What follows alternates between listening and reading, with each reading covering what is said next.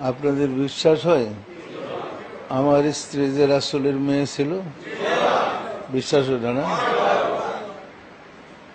উনি মা ফাতেমা ছিলেন, আবার আপনাদের দয়াল মা হয়েছেন। পরিষ্কার? সুতরাং ভাগ্যগুণে তকদিরের কারণে আপনার সুযোগ পেয়েছেন। জাকেরদের মধ্যে অনেকে স্বপ্নে আমাকে রাসূলের বেশে দেখেন, আমি রাসূল। সে রাসূলের বেশে দেখার কারণ ওই যে আমার ভিতরে প্রবেশ করেছেন, পাঁচ পাঞ্জাতন, সেই রূপটা দেখেন। পরিষ্কার না? পরিষ্কার না? আবার মদিনায় যান, রাসূলের রওজা জিয়ারতে গিয়ে এই রূপেই দেখবেন। আবার ছেলেকে এবং আমার মেয়েকে, আমাদের সাইদুর মেয়েকে, নাতিদেরকে মদিনায় পাঠাইয়া রাসূলের জিয়ারতে সরাসরি লাইন হয়ে গেছে। মা ফাতেমা জ্বরে ধরছিল আমার মেয়েকে, অনেক কান্নাকাটি করছে, এবং ওনারা সবাই আপনাদের মোহাম্মদ ইসলামের জন্য দোয়া করতেছেন। পরিষ্কার বলছে, আমরা আছি তোমাদের সাথে। মা ফাতেমা বলছে, তোমার বাবার সাথে আমি আগেও ছিলাম, এখনো আছি, ভবিষ্যতে থাকব। পরিষ্কার? দিনের নবী মুস্তাফা বলছেন, তোমার বাবার সাথে আগেও ছিলাম, বর্তমানেও আছি, ভবিষ্যতে থাকব।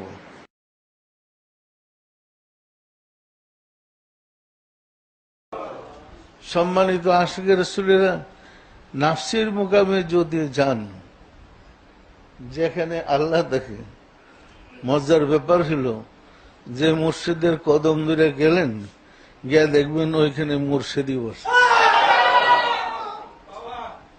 পরিষ্কার?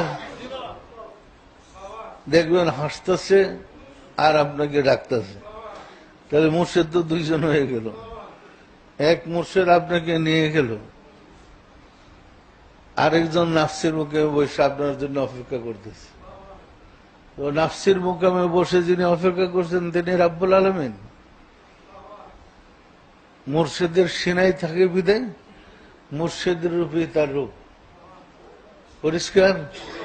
যার প্রমাণ আপনারা পাইলেন পূর্ণিমার চাঁদে। পূর্ণিমার চাঁদে তো মুর্শিদের রূপে আল্লাহকে দেখতেছেন। পরিষ্কার? নাফসির মুকামে গিয়া সারলে, মুর্শিদ নিয়ে গিয়ে সারলে দেখবেন যে দুইজন, আপনার মুর্শিদ একজন, আবার ওই সিংহাসনে বসে রয়েছে আরেকজন। এই যে বড় প্রেমের খেলা। পরিষ্কার?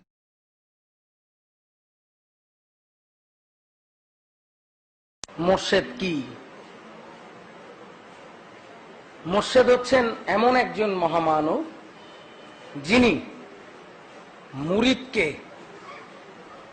মঞ্জিলে মকসুদে পৌঁছাইতে সক্ষম।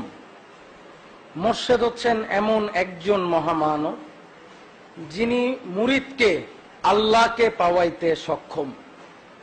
মুর্শিদ হচ্ছেন এমন একজন মহামানব যিনি মুরিদকে রাসূলকে পাওয়াইতে সক্ষম।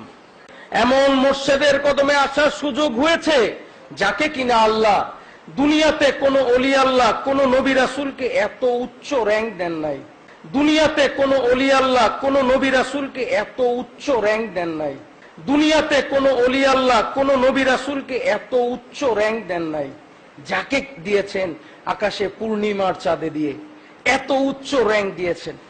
আমরা শুধু মুর্শিদ পাই নাই, সর্বোৎকৃষ্ট মুর্শিদ পেয়েছি। সম্মানিত আশিক রাসূলেরা, আপনার আমার মুর্শিদকে দেওয়ানবাগী। বিশ্বাস করেন এই কথা? মনে প্রাণে মানেন এই কথা? তাহলে মনে প্রাণে আজকে থেকে এটা মানেন, কিয়ামত পর্যন্ত আপনার আমার মুর্শিদ থাকবে দেওয়ানবাগী। কিয়ামত পর্যন্ত এই মোহাম্মদ ইসলামের মুর্শিদ থাকবে। কে বলেন? কে থাকবে? কে থাকবে? দেওয়ানবাগী। কিয়ামত পর্যন্ত এই মোহাম্মদ ইসলামের মুর্শিদ হবে দেওয়ানবাগী। আমি স্পষ্ট রূপে দেওয়ানবাগীর গোলাম আমি কুদরতে খোদা বলছি, চিরকাল কিয়ামত পর্যন্ত আপনার আমার মুর্শেদ হবে কে বলেন? কে হবে? দেওয়ানবাগী। যদি আপনারা এইটা মানতে পারেন, যদি এই কথা অন্তরে বসাইতে পারেন, কিয়ামত পর্যন্ত মনে রাখেন ওই মুর্শেদ আপনার কবরে যাবে আর গিয়ে বলবে আমার গোলাম ছিল, একে হাজির করো। ওই মুর্শেদ আপনার কবরে যাবে আর গিয়ে বলবে আমার গোলাম ছিল, একে হাজির করো। ওই মুর্শেদ আপনার কবরে যাবে আর গিয়ে বলবে আমার গোলাম ছিল, একে হাজির করো। সম্মানিত আশেকে রাসূলেরা, মুক্তি দেওয়ার ক্ষমতা আমার নাই। আমি শুধুমাত্র মুর্শেদের কাছে আপনার জন্য সুপারিশ করতে পারি মাত্র। মুক্তিদাতা কে বলেন? দেওয়ানবাগী। ঠিক না? ঠিক না? মুক্তি দেওয়ার ক্ষমতা কার? মুক্তির সুপারিশকারী কে? আল্লাহর কাছে সুপারিশকারী কে? আল্লাহর কাছে সুপারিশকারী কে? আল্লাহর কাছে সুপারিশকারী কে? মনে থাকবে, যদি এই কথা চিরকাল অন্তরে রাখতে পারেন বেঈমান হবেন না।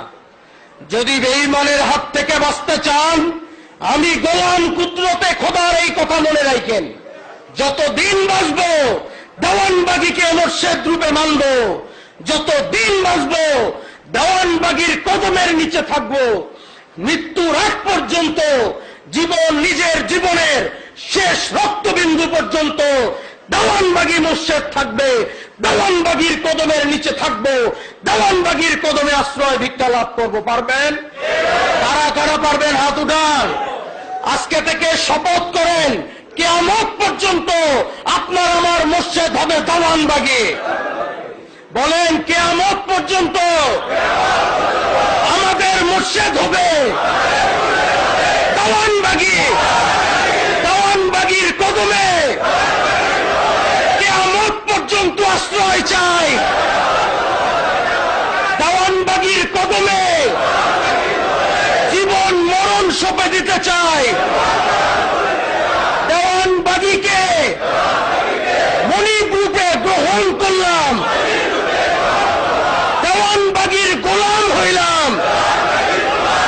হাত নামান। ভাইরা আমার, যদি ওই মুর্শেদকে নিজের অন্তরে বসাইতে পারেন, দেখবেন মরণের সময় ওই রাসূলরে নিয়ে আইসা মুর্শেদ বলবে, এ আমার আশেকে রাসূল, আমার কদমের নিচে তারে ঠাই দিলাম। সম্মানিত আশেকে রাসূলেরা, আমি আপনাদেরকে উদারত আহ্বান জানাই, আসুন আমরা সবাই দেওয়ানবাগীর গোলাম হই।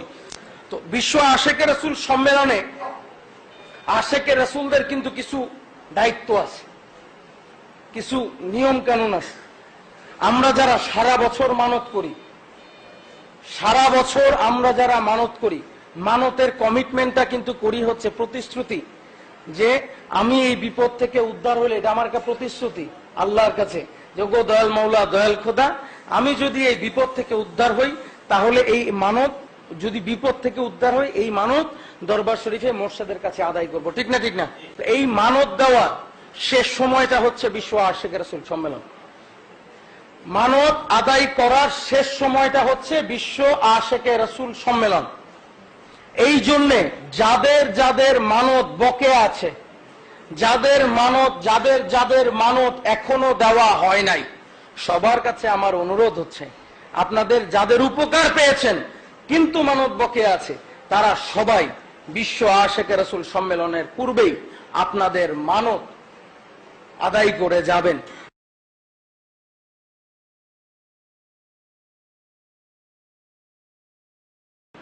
আমরা ছিলাম পেরেশান, চিন্তিত ছিলাম, রাব্বুল আলামিনের সাহায্য চাইলাম। আসলে রাব্বুল আলামিনের সাহায্য চাইলে তখন দেখা গেল রাব্বুল আলামিন নিজেই চিন্তিত। বারবার বলার পরে সম্ভবত আমি কুতুবুল আফতাবকে নির্দেশ করছিলাম ব্যবস্থা করার জন্য। বর্তমান কুতুবুল আফতাব পরপর 5 বার ব্যবস্থা করে ফিরে আসছে যে রাব্বুল আলামিন কিছু বলে না, নীরব। 5 দিন পর্যন্ত আমরাও আমাদের লাইনে যোগাযোগ করে দেখা যাচ্ছে রাব্বুল আলামিন নীরব, কথা বলছে না। রাব্বুল আলামিন কোনো সাড়া দিচ্ছে না, নীরব। পরে আমি একটু জোর খাটাই বললাম, আমার রেফারেন্স দিয়ে বলো। আমি বলছি ব্যবস্থা নিতে। তখন কুতুবুল আফতাব আবার যখন সিরিয়াস হয়ে গেলেন, সে নিজে অসুস্থ হয়ে পড়ছে, তখন রাহমাতুল্লিল আলামিন একটু হাসলেন, রাব্বুল আলামিন কথা বললেন। এরপরে বলছে, তোমরা অস্থির হয়েও না, তোমার ভাই তোমাদের কাছে ফিরে আসবে। এরপর সুফি সম্রাট হযরত শাহ দেওয়ানবাগী মাদ্রাজ আলী হুজুর কেবলা যান তার সম্মানে জন্মদিনের প্রায় 300 কেজি ওজনের একটি সুদৃশ্য কেক কাটেন।